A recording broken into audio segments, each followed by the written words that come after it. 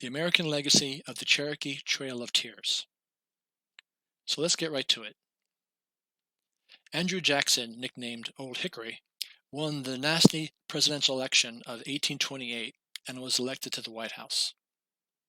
Now, at this time, over 125,000 Native Americans still occupied millions of acres in the American South, places like the Western Carolinas, Tennessee, Georgia, Alabama, and Florida, land their ancestors had lived on for generations.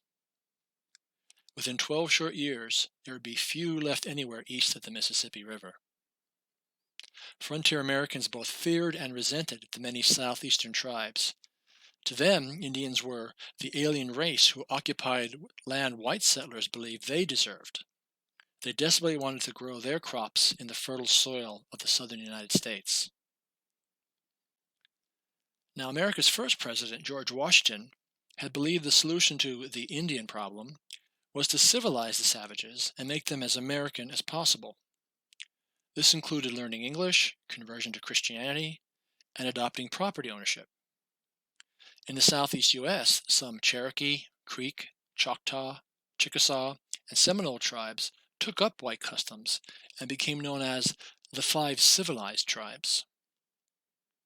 But their land was still coveted, ever more so as thousands of white settlers continued to flood the southeast. Many settlers did not care how civilized the tribes were. They wanted that land and would do anything to get it. They burned and looted Indian villages and squatted on property that belonged to those five southern tribes. Now, the new populist president Andrew Jackson was a staunch advocate for Indian removal. As a general, he led brutal campaigns against the Creeks and Seminoles that transferred thousands of acres from Indians to white farmers. As president, he continued his crusade as his solution to the Indian problem. In 1830, he signed the Indian Removal Act, giving him the authority to exchange native land in the southeast for land west of the Mississippi in the so-called Oklahoma Territory. The new law required fair, voluntary, and peaceful treaties and did not permit forced removal of tribes. Nevertheless, Jackson ignored the wording of the law and proceeded to use the military to force native tribes to vacate their ancestral lands. The forced displacement of Native Americans did have some opposition in Congress. Senators Daniel Webster and Henry Clay both spoke out frequently and eloquently against the forced removal. President Jackson ignored them all. In the winter of 1831, the Choctaws became the first tribe to be expelled from their land by the United States Army. They made the slow, torturous journey west to Oklahoma on foot, the younger braves bound, marching at gunpoint without any food or shelter provided by the military. Thousands died along the way. It was just the beginning of what one newspaper editor called the Trail of Tears and Death. Meanwhile, President Jackson himself put a positive, populist spin on Indian removal in his own public speeches.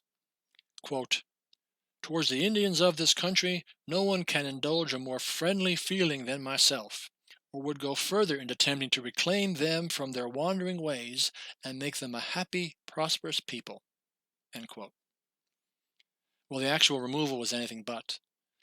There was little the native tribes could do to defend themselves against the U.S. Army. The Cherokees, however, chose to take legal action. They were by no means frontier savages. They had developed their own written language, printed newspapers, and elected representatives to their tribal government.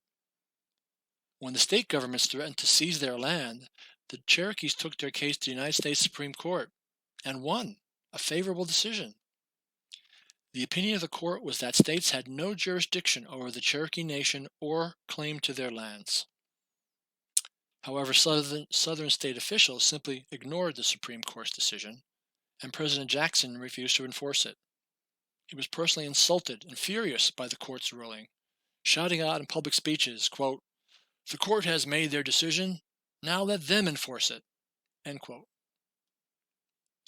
So the encroachment and removal continued unabated. Jackson proclaimed that if no one enforced the court's ruling, and he certainly didn't, then the decision was, in essence, stillborn. Jackson instead ordered further forced removal of Native Americans by the United States Army without treaties.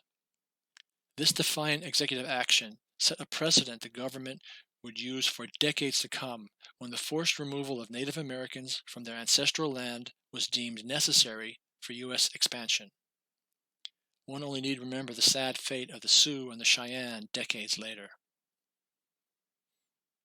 In 1835, representatives of the Cherokee Nation negotiated a treaty which traded all Cherokee land in Georgia east of the Mississippi for $5 million and relocation assistance. While the treaty was legal, many Cherokee felt betrayed by the representatives and refused to leave. The removal process continued nonetheless.